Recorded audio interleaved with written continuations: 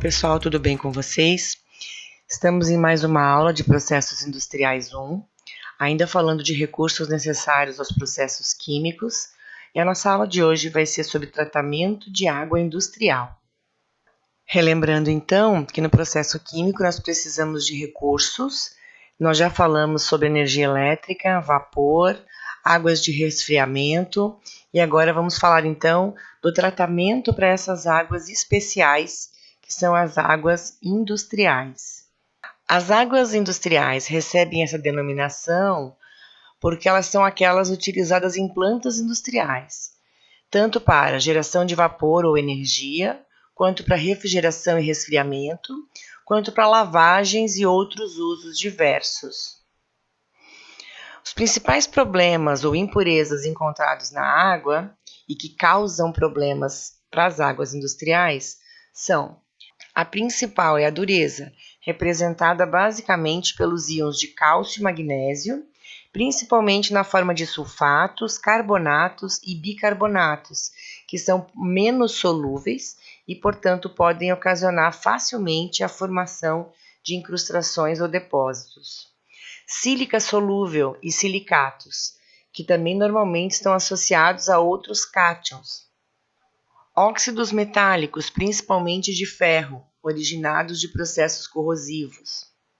Diversas outras substâncias inorgânicas dissolvidas, qualquer tipo de material que esteja dissolvido na água. Materiais orgânicos, oriundos de óleos, graxas, açúcares, material de processo ou contaminantes de condensados. Gases, como oxigênio, gás carbônico, amônia, óxido de nitrogênio e enxofre. E ainda qualquer tipo de material em suspensão, como areia, argila, lodo, etc. Essas impurezas são problemáticas na água industrial porque elas podem causar depósitos e incrustações dentro dos equipamentos, em especial nos equipamentos onde há troca térmica, como a caldeira, como as torres de resfriamento e como os trocadores de calor. Mas qual é a diferença entre depósito e incrustação? Depósitos são acúmulos de materiais sobre determinada superfície que podem ser removidos manualmente com facilidade. Então, um depósito é basicamente um acúmulo de material. O depósito é menos aderido do que as incrustações, mas mesmo sendo menos aderido, eles também prejudicam a troca térmica e o escoamento da água. Eles são provenientes de materiais suspensos na água, de sais condicionados que não foram expurgados pelas descargas ou carbonizações de material orgânico contaminante. Já as incrustações caracterizam-se por um acúmulo de material fortemente aderido sobre a superfície do equipamento, necessitando de esforços consideráveis para sua remoção. Essa limpeza pode ser mecânica ou química. Muitas incrustações são formadas por precipitação de sais ou óxidos na forma cristalina, gerando incrustações altamente coesas e aderidas. Para caracterizar essas impurezas, ou que tipo de impureza a água tem, uma das maneiras é você avaliar o tipo de depósito ou incrustação que é encontrado já dentro dos equipamentos. Isso acontece periodicamente nas empresas porque elas são submetidas a vistorias, elas contratam empresas que fazem a vistoria na parte interna dos equipamentos. A coloração que você encontra nessas incrustações pode dar bons indícios do tipo de contaminante predominante e que está causando o maior problema dentro dos equipamentos. Então, por exemplo, se eu tiver compostos esbranquiçados, levemente acinzentados, eles são normalmente formados por cálcio e magnésio e os seus respectivos ânions, que é tipicamente a dureza da água. Então, águas muito duras tendem a gerar essas incrustações esbranquiçadas ou acinzentadas. Incrustações esverdeadas ou cinzentas e pesadas indicam ocorrência de sílica. Depósitos negros leves apontam a presença de material orgânico que foi carbonizado. Depósitos de coloração verde ou azul indicam presença de cobre. E ainda, depósitos negros pesados indicam a presença de produtos de corrosão, como dos óxidos de ferro, tanto o óxido ferroso quanto o óxido férrico, que gera este óxido misto, que nós chamamos de Fe3O4. E se o material for de coloração marrom claro, ele pode indicar argila e sólidos suspensos, ou também produtos da corrosão, típicos do óxido férrico. Mas qual o tratamento que você pode empregar para evitar esse tipo de problema? Nós vamos dividir o tratamento em duas partes, ou em dois tipos. Um tratamento da água, pensando-se em utilizar essa água como água de geração de vapor, e um tratamento de água pensando-se em utilizar essa água como água de resfriamento. No caso da água usada em geradores de vapor, o que se quer é uma menor quantidade possível de sais e óxidos dissolvidos, ausência de oxigênio e outros gases dissolvidos, isenção de material de suspensão, ausência de materiais orgânicos e um pH adequado, sempre funcionando na faixa alcalina. No tratamento da água usada em sistemas de resfriamento, o que se precisa é minimizar os processos corrosivos e controlar o desenvolvimento microbiológico. De qualquer forma, para qualquer tipo de água, a primeira parte do tratamento são os tratamentos preliminares. Eles atuam primeiramente sobre as impurezas mais grosseiras, aquelas que geram turbidez, que são ocasionadas por sólidos em suspensão e material orgânico. E posteriormente são feitos tratamentos mais sofisticados para a eliminação do material dissolvido. A primeira etapa nós chamamos de clarificação e filtração. Tem a função de eliminação de material suspenso na água. O principal processo envolvido nessa etapa é o processo de coagulação e floculação, ou coagulação e decantação.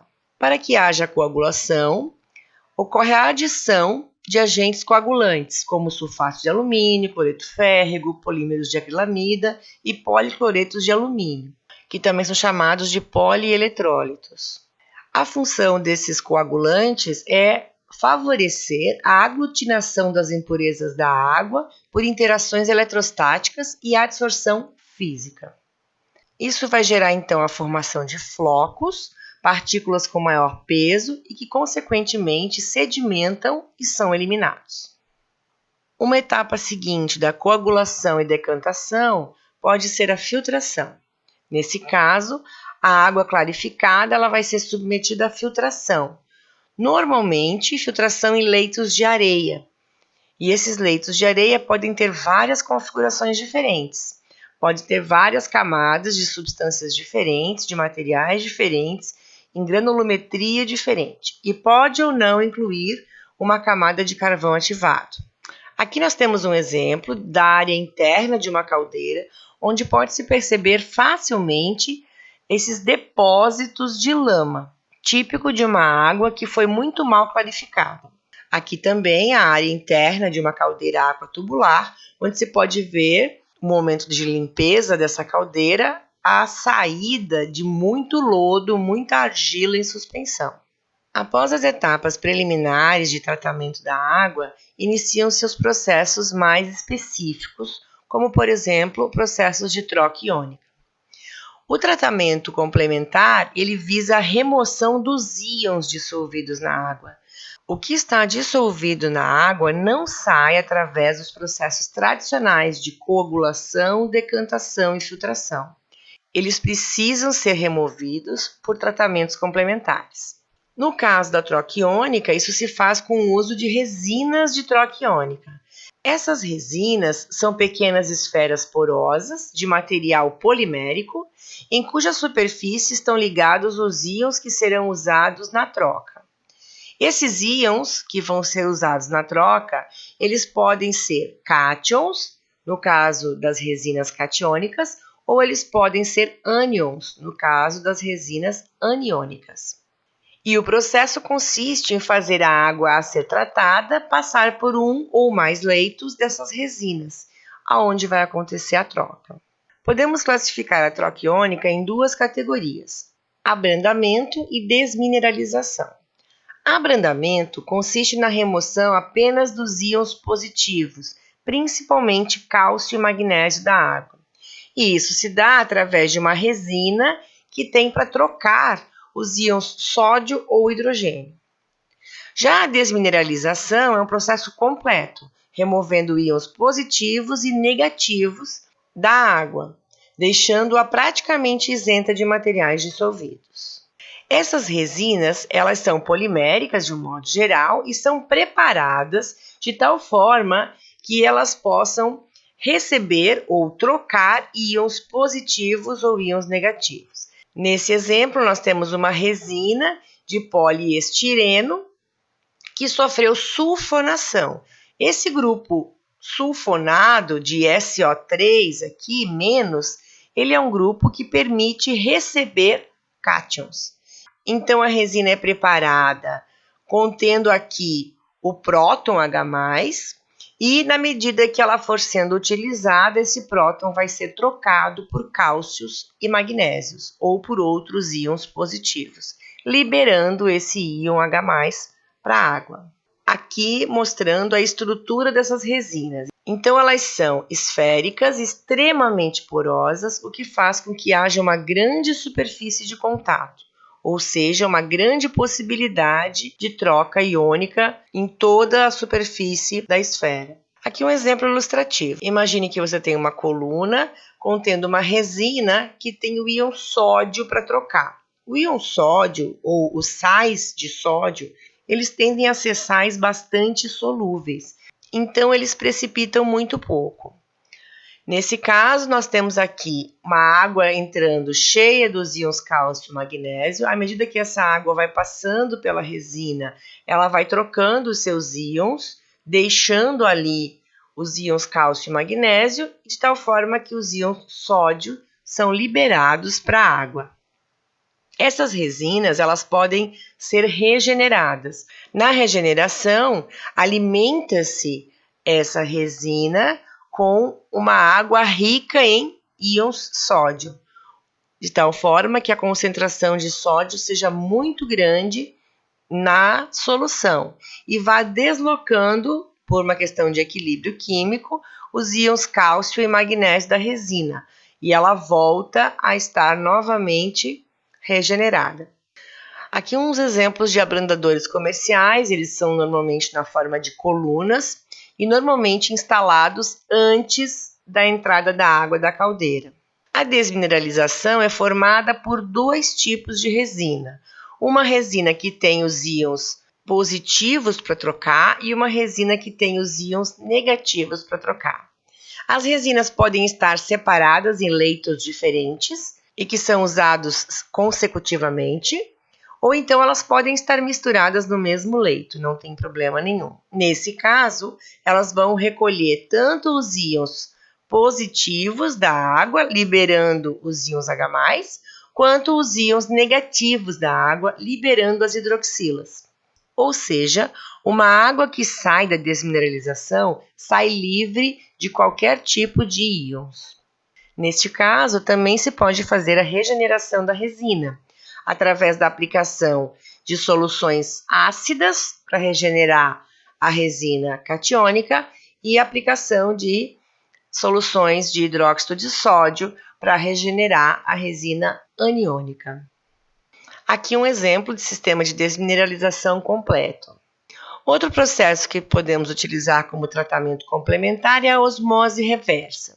A osmose reversa consiste em fazer a água previamente filtrada ou previamente tratada, clarificada, muitas vezes já desmineralizada, passar por um dispositivo normalmente cilíndrico denominado permeador, onde os sais presentes na água são retidos por membranas seletivas, que são especialmente fabricadas. Essas membranas permitem que a água passe, mas que os íons contidos nela não passem.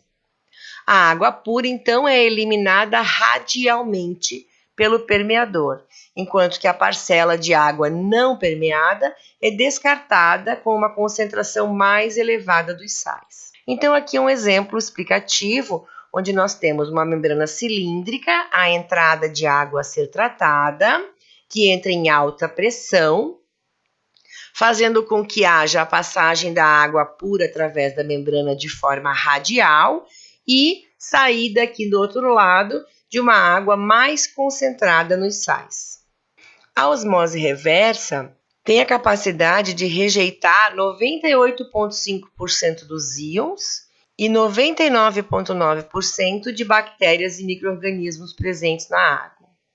Algumas aplicações para osmose reversa são a dessalinização de água salobra ou água do mar, para utilização tanto industrial quanto para consumo humano, tratamento de efluentes industriais, principalmente efluentes que tenham íons nocivos, aplicações médicas e farmacêuticas, as águas que são usadas em procedimentos cirúrgicos ou então na preparação de medicamentos e materiais injetáveis, todas elas passam por processos de osmose reversa.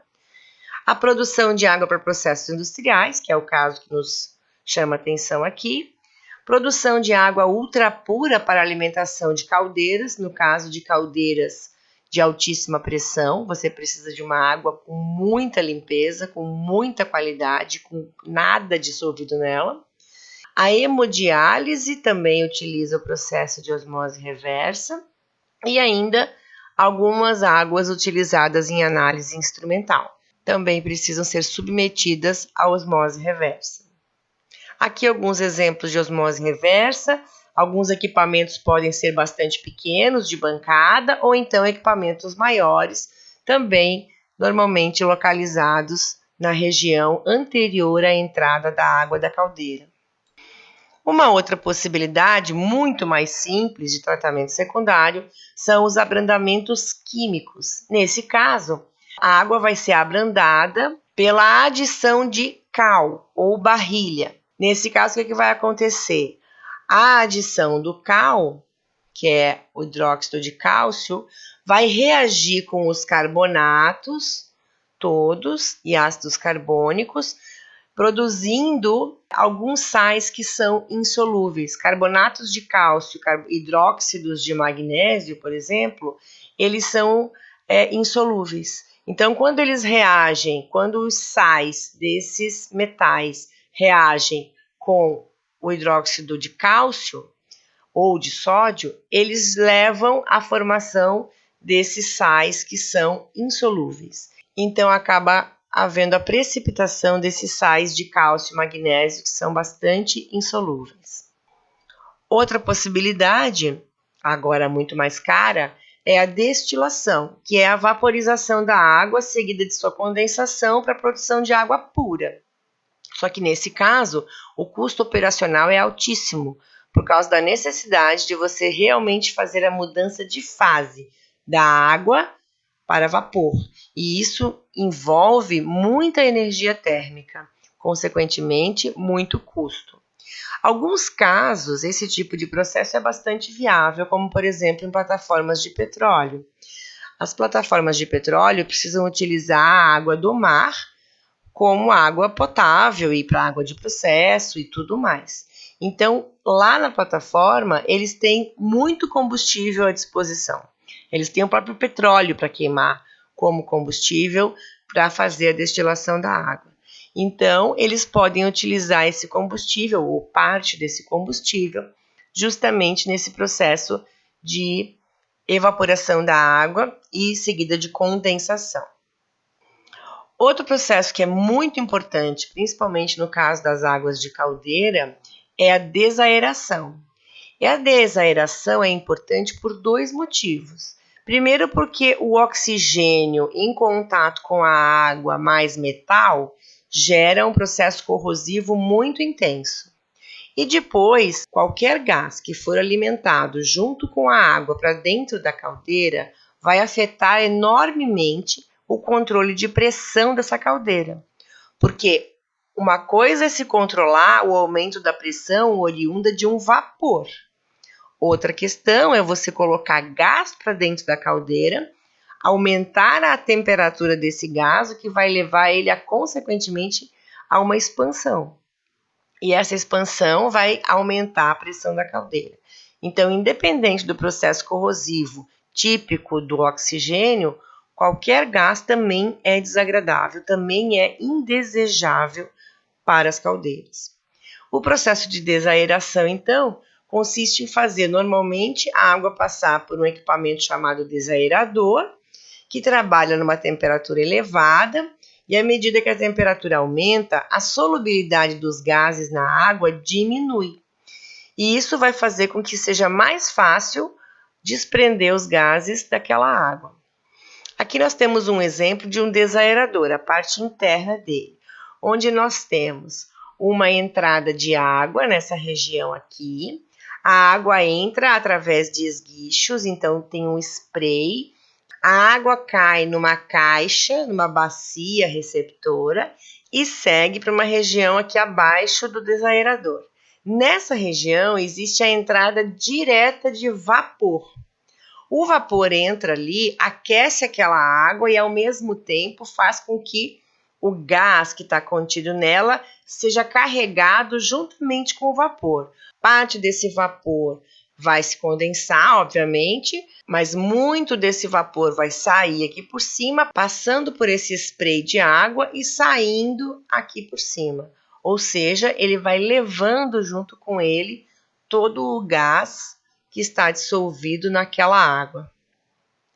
A saída da água, então, vai ser aqui por baixo, completamente desaerada e vai seguir para a caldeira. Aqui um exemplo de um desaerador industrial que normalmente também fica localizado logo à frente da entrada da água da caldeira. Além do que nós vimos aqui na aula, eu deixo como sugestão para vocês mais esses 3 vídeos. Esse primeiro vídeo é um vídeo de uma empresa, então obviamente vai ter um pouco de propaganda nesse vídeo, mas é um vídeo bastante ilustrativo, mostra os processos todos, desde os tratamentos preliminares até os tratamentos complementares. O segundo vídeo mostra uma inspeção de uma caldeira e vai permitir que vocês observem a quantidade de incrustações e de sujeira que pode existir dentro de uma caldeira. O terceiro vídeo mostra um desaerador, um modelo diferente desse que eu apresentei, mas que tem uma função igual. E também é onde há injeção de vapor com a intenção de retirada dos gases que estão dissolvidos na água.